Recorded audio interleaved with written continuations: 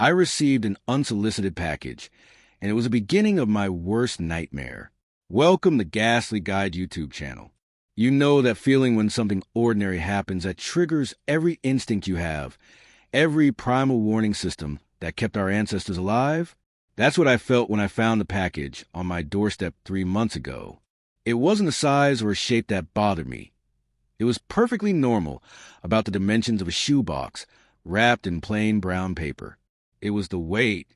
When I picked it up, it felt impossibly heavy for its size, as if it contained something far denser than anything that should fit in such a small container.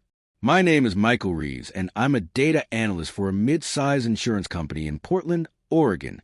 I live alone in a quiet neighborhood where the most exciting thing that happens is Mrs. Henderson's cat getting stuck in her cherry tree. I chose this life specifically because it was predictable, safe, boring. After what happened to my family when I was 12, I've spent 23 years avoiding anything that might be considered unusual or unexplained. That's why the package bothered me so much from the moment I saw it sitting there on my front porch. There was no return address, no shipping label from any recognizable carrier. Just my name, Michael Reeves, written in handwriting that looked like it belonged to someone from a different century, all elaborate flourishes and careful penmanship. The ink was dark brown, almost the color of dried blood, and it had soaked into the brown paper in a way that suggested it had been applied while still wet. I should have left it alone. Every rational part of my brain was screaming at me to call the police, report a suspicious package, let someone else deal with whatever was inside. But there's something about unopened packages that overrides rational thinking, isn't there? That basic human curiosity that makes you need to know what's hidden from view, even when every instinct is warning you to walk away. I carried the package inside and set it on my kitchen table, where it seemed to absorb the light from the overhead fixture instead of reflecting it. The brown paper wrapping wasn't standard postal material. It was heavier, more like parchment, and it made a strange crackling sound when I touched it, as if it was older than it appeared. For an hour, I sat there staring at it, trying to convince myself that it was probably just a mistake. A package meant for a different Michael Reeves, or perhaps something I had ordered online and forgotten about. But I'm meticulous about my finances and purchases. I keep records of everything, and there was no record of any order that might have resulted in this delivery. When I finally worked up the courage to unwrap it, the first thing that struck me was the smell. As soon as I peeled back the paper, the kitchen filled with an odor that reminded me of old libraries and damp basements, mixed with something organic and unpleasant, something that suggested decay, but not the normal decay of things left too long in the open air. This was different, controlled, purposeful, as if something was decomposing according to a specific plan. Inside the brown paper was an antique wooden box, dark mahogany polished to a mirror shine, but somehow still seeming to absorb light rather than reflect it. The craftsmanship was extraordinary. Intricate carvings covered every surface, depicting scenes I couldn't quite make sense of. Figures in robe performing what appeared to be ceremonies, geometric patterns that hurt to look at directly, and symbols that seemed familiar but came from no alphabet I recognized. But it was the lock that made my hand start shaking. It wasn't a normal mechanism. Instead of a keyhole, there was a small circular indentation in the wood, sized perfectly for a human fingertip. And around that indentation, carved in the same elaborate script as the address on the package, were the words, "For the last of the Reeves line." The last of the Reeves line. That was me, as far as I knew. My parents and younger sister had died in what the official reports called a house fire, but I remembered enough from that night to know that fire wasn't what killed them. I was the only survivor, found 3 blocks away from our burning house with no memory of how I had gotten there, and burns on my hands that formed patterns too precise to be accidental. I'd spent 23 years trying to forget that night, building a life of careful routines and predictable patterns that would never again leave me vulnerable to whatever had destroyed my family. And now something, or someone, was reminding me that I was still connected to whatever had happened in that house. The smart thing would have been to throw the box away unopened, to pretend it had never arrived and continue with my safe, boring life. But when I touched the circular indentation with my fingertip, I felt a slight click as hidden mechanisms inside the wood responded to my touch. The box opened with sound like a sigh of relief. Inside, nestled in red velvet that looked almost black in the kitchen light, were three items that made no sense together but somehow felt like parts of a complete set. A photograph, sepia tone and obviously old, showing a large Victorian house that I didn't recognize but that felt familiar in a way that made my stomach clench with anxiety. A brass key with an ornate head covered in the same symbols I had seen carved into the box, and a letter written on heavy paper in the same elaborate handwriting as the address. I opened the letter first, and what I read there changed everything I thought I knew about my family's death and my own identity. Dear Michael, the letter began, if you are reading this, then the Reeves family legacy has passed to you as the last surviving member of our bloodline. The house in the photograph has been waiting for you for 23 years. The key will admit you to your inheritance and your responsibility. The time has come for you to understand what really happened the night your family died, and why you alone survived. The letter was signed a name I recognized from family stories my grandmother used to tell before she became too frightened to speak of the past. Ezra Reeves, my great-great-grandfather, who had supposedly died in 1897. But according to the postmark on the envelope, this letter had been mailed just 3 days ago. I read the letter 17 times that night, memorizing every word while trying to convince myself that it was an elaborate hoax. Someone was playing a cruel joke, using public records and family history to manipulate me for reasons I couldn't understand. But the photograph told a different story. The Victorian house looked exactly like a house from my nightmares. The house I'd been dreaming about since I was 12 years old, always burning, always full of screams I couldn't quite remember hearing. The house that existed only in my traumatized subconscious had somehow appeared in a photograph that was clearly older than I was. The letter included an address, 1847 Millbrook Lane, Millhaven, Massachusetts. A quick internet search confirmed that the address was real. The property existed, and according to public records, it had been owned by the Reeves family continuously since 1847. More disturbing, the property records showed that ownership had been automatically transferred to me on my 18th birthday, though I had never been notified of this inheritance and had never seen any legal documentation. I legally owned a house I'd never known existed, in a town I'd never heard of, inherited from a family line I thought had died with my parents. Sleep became impossible after that first night. Every time I closed my eyes, I could see the Victorian house from the photograph, but now it was populated by figures in the robes I had seen carved into the wooden box. They moved through the rooms with purpose, preparing for something that filled me with a dread I couldn't articulate. The dreams weren't random nightmares. They had the quality of memories, as if I was seeing events that had actually occurred. But memories of what?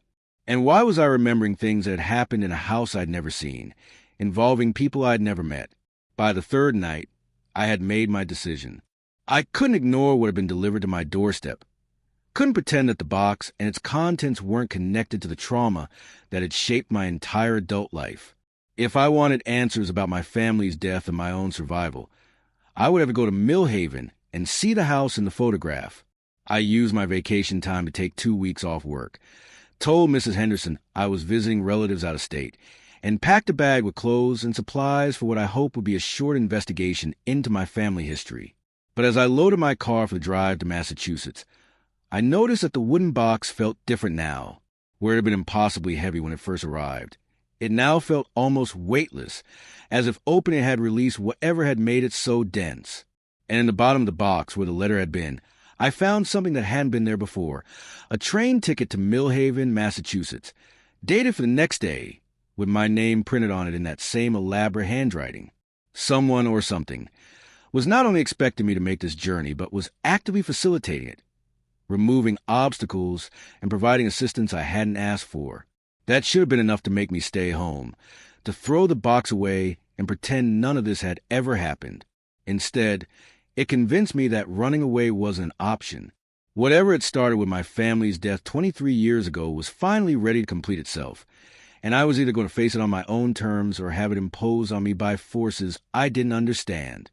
The train ticket was non-refundable and non-transferable, valid only for the date printed and only for travel to Millhaven.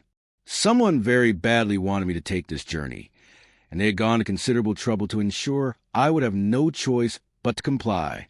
As I drove to the train station the next morning, I caught glimpses of figures in my peripheral vision. People in dark clothing standing at bus stops and street corners, all facing the same direction I was traveling. When I tried to look at them directly, they were never there, but the sense of being watched and guided was overwhelming. The unsolicited package had been just the beginning. Someone had been planning this journey for me, possibly for years, and I was finally going to discover what had really happened to my family and why I had been chosen to survive. The train to Millhaven was waiting at the platform when I arrived, its engine already running, as if it had been prepared specifically for my departure. The train to Millhaven was unlike any passenger rail service I'd ever experienced. Built in the style of early 20th century luxury cars, it featured brass fixtures, mahogany paneling, and seating upholstered in deep burgundy velvet that seemed to absorb sound and light. But what made it truly unsettling was that I appeared to be the only passenger. The conductor who took my ticket was a thin, pale man in his 60s who seemed to know exactly who I was despite my never having introduced myself. "Mr. Reeves," he said with a slight bow, "we've been expecting you for quite some time.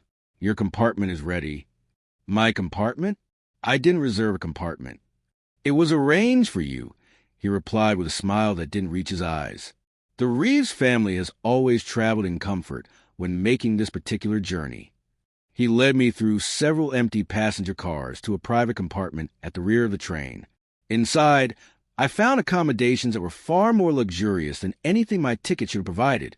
A fold-out bed with Egyptian cotton sheets, a small desk with writing materials, and a window that provided an unobstructed view of the landscape we would be traveling through. The journey to Millhaven takes approximately 18 hours. The conductor informed me. Meals will be brought to your compartment at appropriate intervals. I would recommend that you rest. You'll want to be well prepared for what awaits you at your destination. As the train pulled away from Portland, I tried to use my cell phone to research Millhaven and the property I apparently owned there, but my phone showed no signal, and when I asked the conductor about Wi-Fi or communication services, he just shook his head. "Communication with the outside world isn't possible during this journey," he explained. "The route we take passes through areas where modern technology doesn't function reliably, but you won't need to contact anyone. Everything has been arranged for your arrival." The landscape outside my window was wrong in ways I couldn't immediately identify. We were supposedly traveling from Oregon to Massachusetts, but the terrain we passed through didn't match any geography I knew. Mountains gave way to forests that looked older than anything I'd seen in the Pacific Northwest, with trees so massive and closely spaced that they blocked out most of the sunlight. As evening fell, the forests were replaced by farmland, but the fields were arranged in patterns that hurt to look at directly, geometric designs that suggested purpose beyond simple agriculture. The farmhouses were dark, apparently abandoned, but I could see lights moving inside them. Not the steady glow of electric lighting, but the flickering illumination of candles or oil lamps. Dinner was brought to my compartment by a server I hadn't seen before, a young woman in period dress who moved with the same uncanny familiarity as the conductor. The meal was elaborate and perfectly prepared, but tasted of nothing. I could smell the food, could see that it was expertly cooked, but when I put it in my mouth, there was no flavor whatsoever. "Is something wrong with the food?" I asked the server. "The food is prepared exactly as it should be," she replied. "Your perception may be adjusting to the nature of this journey." That night, I tried to sleep but found that the rhythmic clicking of the train wheels on the tracks was creating patterns that sounded almost like speech. Lying in the fold-out bed, I could hear what sounded like conversations in languages I didn't recognize, interrupted occasionally by what might have been my name being called from somewhere deep within the train. I got up several times to investigate the sounds, but each time I opened my compartment door, the passenger cars were empty and silent. The conversations would stop the moment I tried to locate their source, resuming only after I returned to my bed and tried to sleep. By morning, the landscape had changed again. We were traveling through what appeared to be New England countryside, but everything looked slightly off. The trees were the right species, but arranged in formations that didn't occur naturally. The small towns we passed through had architectural styles from different time periods mixed together in ways that violated basic principles of historical development. "Where exactly are we?" I asked the conductor when he brought my breakfast. "We're taking the direct route to Millhaven," he replied. "The route that bypasses the complications of normal geography." "What does that mean?" "It means, Mr. Reeves, that some destinations can only be reached by travelers who are specifically invited to make the journey. Millhaven exists in a state of selective accessibility."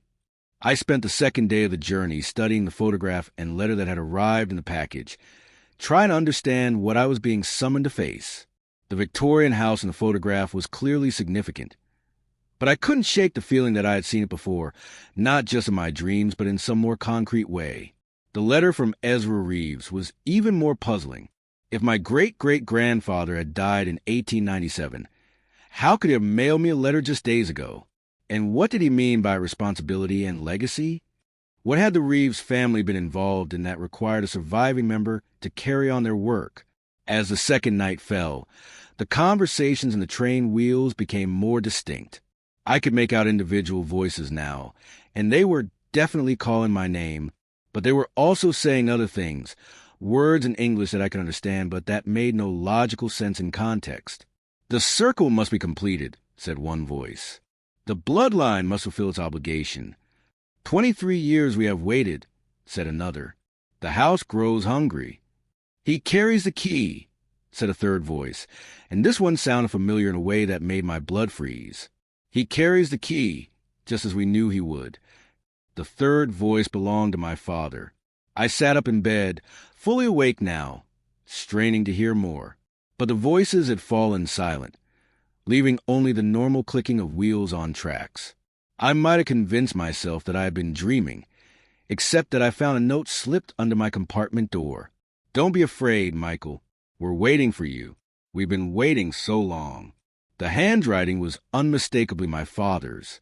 The final morning of the journey brought us through landscape that looked increasingly familiar, though I was certain I had never been to this part of the country before. Rolling hills covered with forests that seemed too dark and too dense, small towns that appeared to be frozen in time, and eventually a sign that read, "Welcome to Millhaven," founded 1847. The train station in Millhaven was a single platform with a small wooden building that looked like it had been constructed in the late 1800s and never updated. As we pulled to a stop, I could see that I was still the only passenger disembarking, but there were people waiting on the platform, people in dark clothing who watched the train with expressions of patient anticipation. "Mr. Reeves," the conductor said as he helped me with my luggage, "your transportation to the house has been arranged." A horse-drawn carriage was waiting at the end of the platform, operated by a driver whose face was hidden beneath a wide-brimmed hat. He took my luggage without speaking and gestured for me to climb into the passenger seat. As we drove through the town of Millhaven, I noticed that all the residents we passed stopped what they were doing to watch our progress. They didn't wave or smile. They just stood perfectly still, following our movement with their eyes until we were out of sight. The architecture in Millhaven was consistent with a town founded in the mid-1800s, but everything looked far too well-preserved for buildings that were over 170 years old. The paint was fresh, the windows were unbroken, and the streets were in perfect repair. It was as if the entire town had been frozen in time, maintained in pristine condition, while the rest of the world aged and changed around it. "How long have you lived here?" I asked the carriage driver. "I've been here as long as I've been needed," he replied without turning around. "As have we all." The road to the house took us up a winding hill through forests that grew darker and denser with each turn. The trees pressed so close to the narrow road that their branches formed a canopy overhead, blocking out most of the afternoon sunlight and creating a tunnel of perpetual twilight. When we finally emerged from the forest, I saw the Victorian house from the photograph standing exactly as it had appeared in my dreams. 3 stories of Gothic architecture with towers and gables that created complex patterns of light and shadow. The house was painted in dark colors that made it seem to absorb rather than reflect the remaining daylight, and every window was lit from within with the warm glow of gas lamps. But the most unsettling thing about the house was that it looked inhabited, not abandoned or preserved as a historical site, but actively lived in. Smoke rose from the chimneys. Curtains moved in the windows, and as our carriage approached the front entrance, I could see figures moving through the illuminated rooms. "Who lives here?" I asked the driver. "The same people who have always lived here," he replied, bringing the carriage to a stop in front of the main entrance. "They've been waiting for you to come home." The front door of the house opened before I could knock, revealing a woman in her 40s wearing clothing that looked like it belonged in a museum, but her face was familiar in a way that made my knees weak with shock. "Hello, Michael," she said with a smile that was warm and welcoming and absolutely impossible. "I'm so glad you finally decided to join us." It was my mother who had died in a house fire 23 years ago, looking exactly as she had the last time I saw her alive. "We have so much to catch up on," she continued, stepping aside to let me into the house. "And there's so much you need to understand about why you're here." As I crossed the threshold into the Victorian house that had haunted my dreams for over 2 decades, I heard the sound of the front door closing behind me with finality that suggested I wouldn't be leaving any time soon. The unsolicited package had been an invitation, and I had accepted it. Now I was going to learn what the Reeves family legacy actually entailed, and why I had been chosen as the last surviving member to carry it forward. The interior of the Victorian house was a perfect recreation of upper-class domestic life from the late 1800s, complete with gaslight fixtures, Persian rugs, and furniture that looked like it had been crafted by master artisans. But what made the environment truly unsettling was how lived in it felt. Not like a museum or historical preservation, but like an active home where people went about their daily routines. My mother led me through a hallway lined with family portraits, and I recognized faces I hadn't seen since childhood. Grandparents who had died when I was young, great-aunts and great-uncles I knew only from old photographs. And at the end of the hall, a portrait of my immediate family taken just months before the fire that had supposedly killed them all. "You're wondering how this is possible," my mother said, noticing my confusion and growing distress. "How we can be here when you watched us die 23 years ago." "You're not real," I said, though my voice lacked conviction. She looked exactly as I remembered her, sounded exactly like her, even smelled like the lavender perfume she had always worn. "This is some kind of hallucination or psychological breakdown." "Touch my hand," she said, extending her arm toward me. "Feel how real I am."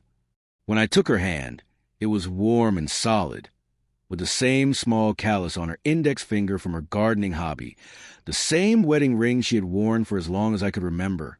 Whatever was happening here, it felt completely authentic to every sense I possessed. "The fire didn't kill us, Michael," she continued, leading me into what appeared to be the main parlor. "It transformed us. It brought us here, to the place where the Reeves family was always meant to gather." In the parlor, I found my father and my younger sister Emma, both looking exactly as they had 23 years ago. They were sitting by a fireplace, reading books and looking perfectly at home in their Victorian surroundings. "Michael," Emma exclaimed, jumping up from her chair to embrace me, "I've missed you so much. We all have, but we knew you'd come back to us eventually." My father rose more slowly, studying my face with the same analytical expression I remember from my childhood. "You look well," he said finally. "The years in the outside world have been kind to you, but you look tired, son, tired and confused." "I don't understand what's happening," I admitted, sitting down in an overstuffed chair that seemed to mold itself to my body with unnatural comfort. "You're all supposed to be dead. I survived, but you didn't. That's what the investigators told me. That's what the insurance company confirmed." "The investigators saw what they expected to see," my father explained. "A house fire with 4 victims and 1 survivor. But what actually happened was much more complex than that. My mother brought me a cup of tea that tasted exactly like the blend she had always served when I was sick or upset. The Reeves family has a responsibility that goes back generations," she said. "A obligation that was passed down from Ezra Reeves to his children, then to their children, and so on. But the obligation requires the entire family to participate, not just individual members." "What kind of obligation?" "Guardianship," Emma said, her voice taking on a formal quality that seemed strange coming from someone who had been 13 when she died. "The Reeves family are guardians of something that must be contained, controlled, maintained in a state of dormancy." They began to tell me the story that had never appeared in any family history I'd been told as a child. Ezra Reeves hadn't been a simple businessman who had made his fortune in textiles. He had been an occultist, a researcher into supernatural phenomena who had discovered something in the Massachusetts wilderness that required constant supervision to prevent it from affecting the outside world. In 1847, great-great-grandfather found a place where the barrier between our reality and other dimensions was thin. My father explained. A place where entities from other planes of existence could potentially cross over into our world. He built this house on that location specifically to serve as a containment facility. The Victorian architecture isn't just decorative, my mother added. The geometric patterns in the woodwork, the specific proportions of the rooms, even the colors used in the paint. Everything was designed according to principles Ezra learned from ancient texts about dimensional barriers and supernatural containment. But maintaining containment required a human presence, people who could monitor the dimensional barrier and perform the rituals necessary to keep it stable. The Reeves family had been chosen for this responsibility, bound to the house and its purpose through bloodline obligations that pass from one generation to the next. Every generation, the family must choose, Emma said. They can abandon their responsibility and live normal lives in the outside world, but if they do, the containment will eventually fail and the entities from the other dimension will break through. Or they can accept the transformation, my mother continued, and become permanent guardians of the barrier, gaining the ability to exist in the space outside normal time and space. The fire 23 years ago hadn't been an accident. It had been a ritual, the transformation ceremony that allowed my family to become permanent residents of the house and full-time guardians of whatever was being contained beneath it. But you were too young, my father said. The transformation can only be performed on adults who understand the full implications of what they're choosing. So we sent you away, gave you time to live a normal life, and make your own decision when you were ready. The burns on your hands, my mother said, taking my hands and examining the scars I carried for 23 years, were a protective ward, designed to keep you connected to the family while preventing the entities from the other dimension from influencing you directly. I looked at the scars with new understanding. The patterns that had seemed random were actually symbols, similar to the carvings I had seen on the wooden box and throughout the house. You've been monitored and protected your entire adult life, Emma said. We've been watching over you from here, making sure you stayed safe until it was time for you to choose.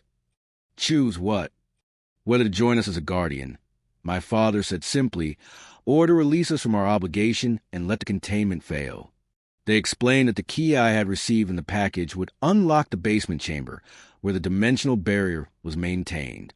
If I chose to use it, I could join my family in their eternal guardianship, gaining the ability to exist outside normal time while accepting responsibility for preventing entities from another dimension from entering our reality.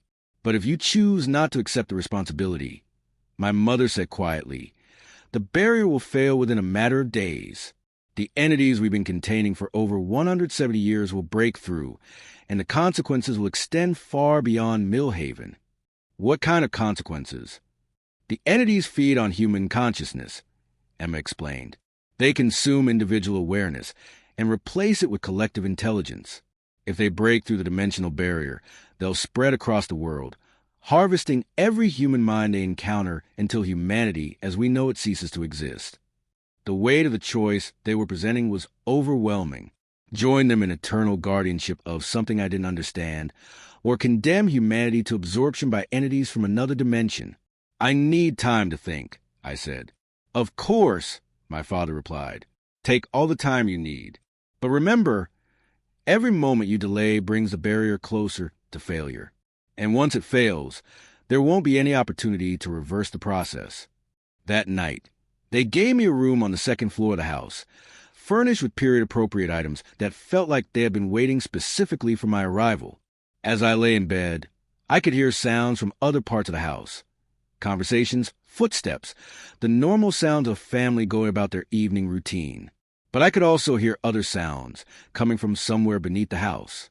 Mechanical sounds that might have been machinery, or organic sounds that might have been breathing from something impossibly large.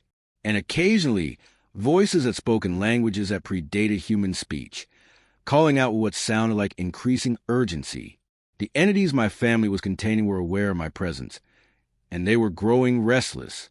Through my bedroom window, I could see the town of Millhaven spread out below the hill, every building lit with warm, welcoming light. But I noticed that the residents were moving through the streets in patterns that were too organized to be natural, as if they were all responding to the same set of instructions. "They're all guardians, too," Emma said from my doorway, having noticed what I was observing. "Every family in Millhaven has accepted the same responsibility we have. They help maintain the containment by creating a buffer zone around the primary barrier." "How many people know about this?" "Everyone who lives here," she replied, "and no one who lives anywhere else. The containment only works if it remains secret from the outside world."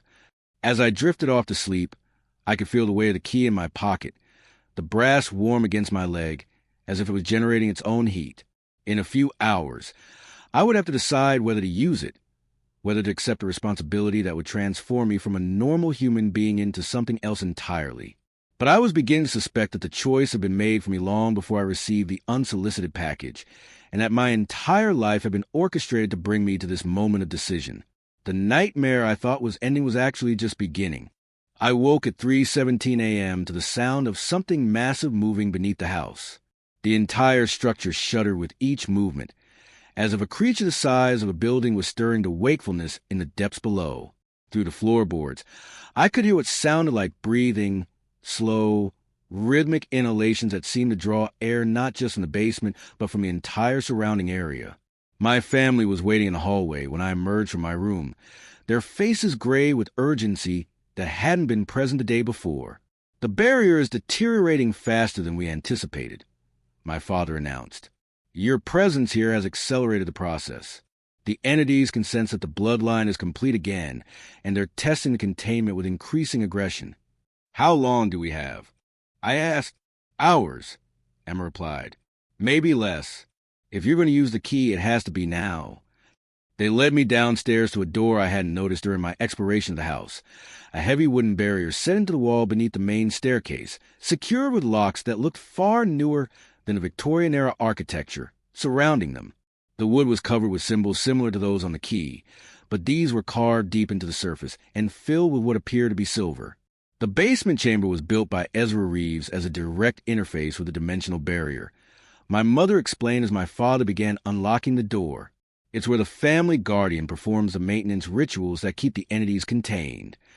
And if I become the guardian, I'll have to spend my time down there?" "Not all of it," my father replied. "But the chamber requires daily attention, and during periods of high-dimensional activity, the guardian may need to remain there for extended periods to reinforce the containment." The door swung open to reveal a staircase leading down into darkness that seemed too deep for the foundation of any normal house. As we descended, the temperature dropped noticeably, and the air became thick with energy that made my skin tingle with static electricity.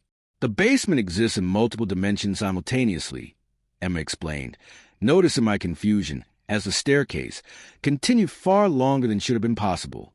"Space works differently here. The chamber we eventually reached defied every principle of architecture and physics I understood. It was vast, with a ceiling that disappeared into darkness above us, but also felt intimate and enclosed. The walls were carved from living rock and covered with symbols that seemed to shift and change when viewed peripherally. In the center of the chamber stood a structure that looked like an altar crossed with a piece of complex machinery. It was built from the same dark stone as the walls, but incorporated metal components that hummed with energy and seemed to phase in and out of visible reality. "The dimensional anchor," my father said, approaching the structure with obvious reverence. "This is what maintains a barrier between our reality and the realm where the entities exist." But I could see immediately that something was wrong with the device. Several of the metal components were flickering erratically, and the symbols carved into the stone were pulsing with light that was growing brighter and more agitated by the moment. "The containment is failing," I realized, "which is why we need you to accept the guardianship now." My mother said, holding out her hand for the key. "The ritual must be performed by a blood member of the family, and it must be done before the barrier collapses completely." I looked at the key in my palm, feeling its warmth and the subtle vibration that suggested it was more than just a piece of work brass. Around the chamber, I could see other alcoves containing what appeared to be previous guardians. Figures sitting in meditation postures, their eyes closed but their presence somehow still active and aware. What exactly happens during transformation?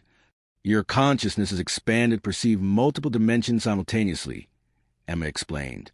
You gain the ability to interact with the dimensional barrier directly, to understand and communicate with the entities that exist on the other side. But you also lose the ability to exist fully in normal human reality, my father added. The transformation is permanent, Michael.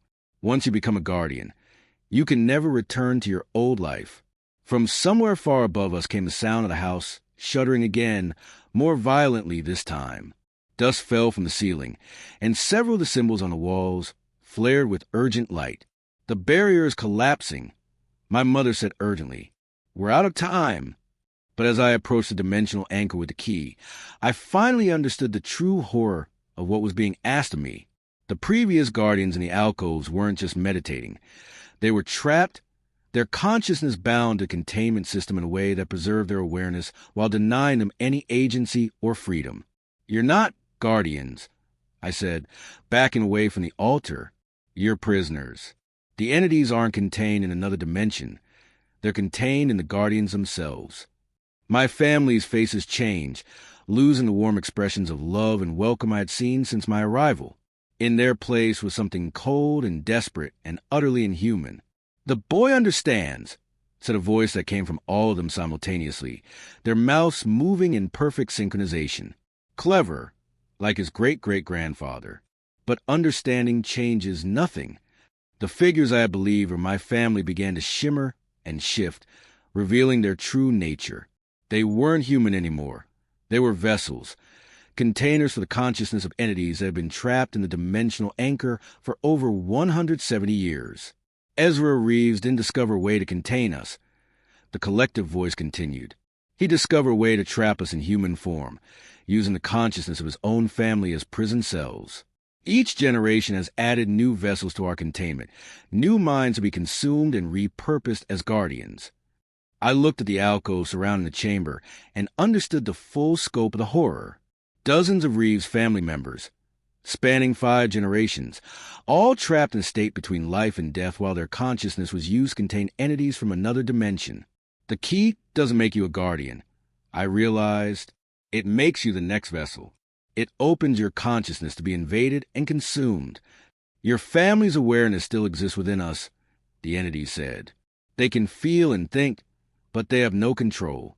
They watch through our eyes as we use their bodies, wear their memories like clothing, and wait for the next family member to join them in eternal imprisonment. The dimensional anchor was pulsing more violently now, and I could see cracks forming in the stone structure. The containment was indeed failing, but not because I had refused to become a guardian.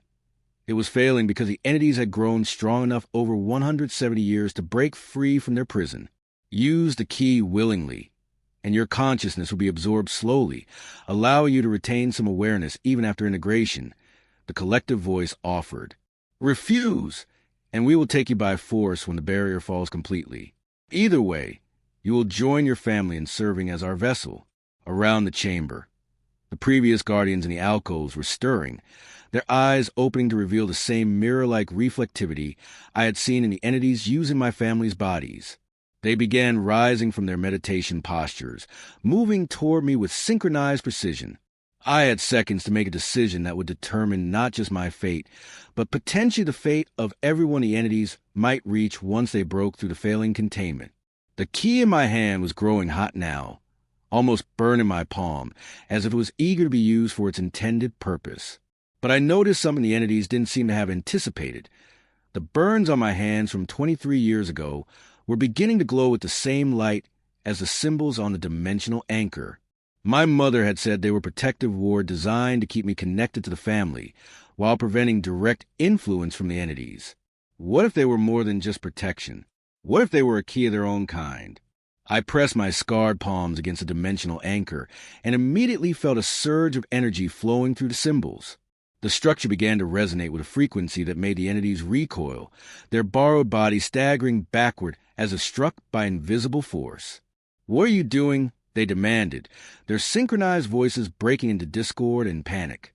Through the connection with the dimensional anchor, I could feel the consciousness of my actual family members, their awareness trapped within the entities but still intact, still fighting against their imprisonment.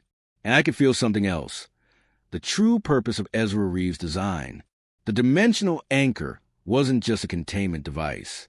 It was a trap with a reset function designed to be triggered by a blood member of the family who carried specific genetic markers activated through trauma. Markers like the scars on my hands. Ezra knew this would happen eventually. I said, understanding flooding through me as the energy built. He knew the entities would eventually grow strong enough to attempt escape. So he built in a failsafe, a way to completely reset the containment if it ever failed. No! The entities screamed, rushing toward me as they realized what I was about to do. You'll destroy everything. The house, the town, all the consciousness we've collected. You'll kill your own family. My family died 23 years ago. I replied, what you've been wearing are just their memories and appearances. But their actual consciousness is still in there, and they're telling me to do this. I could feel them through connection. My mother's determination, my father's acceptance, Emma's encouragement. They had been waiting for this moment, hoping that I would be the one to finally end their imprisonment, even if it meant the complete destruction of their consciousness. The reset function activated with a sound like reality tearing apart. The dimensional anchor began pulling the entities back into itself, forcibly separating them from the human vessels they had been inhabiting. The figures wearing my family's faces screamed as the entities were ripped away, their borrowed bodies collapsing like puppets with cut strings. Around the chamber, the previous guardians fell as well, their consciousness finally released from centuries of imprisonment. The entities shrieked and raged as they were drawn back into the dimensional barrier, forced into a containment far more absolute than what Ezra Reeves had originally designed. But the process was also tearing the house apart. The Victorian structure couldn't survive the energy being released, and I could feel the entire building beginning to collapse around us. I had perhaps seconds to escape before the whole thing came down. I ran for the stairs, the chamber disintegrating behind me as the reset function purged every trace of the entity's presence. The house above was shaking itself to pieces, walls cracking and ceilings collapsing as 170 years of accumulated supernatural energy was released all at once. I burst through the front door just as the entire structure imploded, falling in on itself with a roar that shook the ground for miles around. The Victorian mansion that stood on the hill since 1847 was gone, reduced to rubble and dust that glowed faintly in the pre-dawn darkness. Behind me, the town of Millhaven was also changing. Without the entities to maintain it, the illusion was failing. The well-preserved buildings were showing their true age. The residents were nowhere to be seen, and the entire town was fading like a photograph left too long in sunlight. By the time the sun rose, there was nothing left of Millhaven except empty fields and forests. The town that had existed to support the Reeves family's containment operation had served its purpose and vanished along with the entities it had been built to help imprison. I walked back to where I had left my luggage at the train station, but the station was gone too. Instead, I found myself on a country road with a highway marker indicating I was 20 miles from the nearest actual town. The wooden box, the photograph, the letter, all of it had vanished from my luggage, as if it had never existed. The only evidence that any of it had been real was scars on my hands, which had stopped glowing but now formed patterns I recognized as the same symbols I had seen throughout the house. I never found out how I got back to Portland, or how much time had actually passed while I was in Millhaven. My job assumed I had taken my 2 weeks of vacation as planned, though I couldn't account for where I had been or what I had done. Mrs. Henderson asked about my relatives when I returned, and I told her the truth.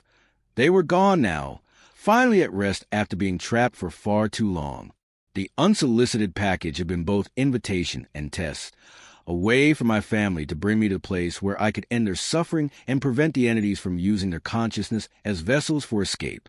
I still dream about the house sometimes, and in those dreams, I can hear my family thanking me for giving them peace.